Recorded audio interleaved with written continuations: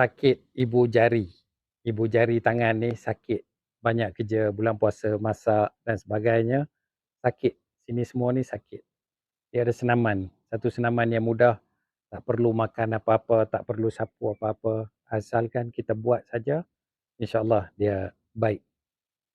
Yang pertama, tengok sini, jari ni. Lipat ni, gini. Kemudian kita buat gini.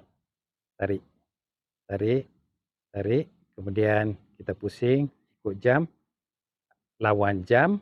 Dan kemudian last kali, yang ketiga ialah kita tutup dan kita pusing. Pusing tangan, lawan jam, ikut jam, lawan jam, ikut jam. Buat gini, insya-Allah boleh pulih. Sakit-sakit sini, semua boleh lega, insya-Allah. Okey. Dan buat berterusan. Kalau kerja kuat, kerja masak-masak banyak atau angkat barang-barang, pegang menggunakan ibu jari, buat yang ni, insya-Allah.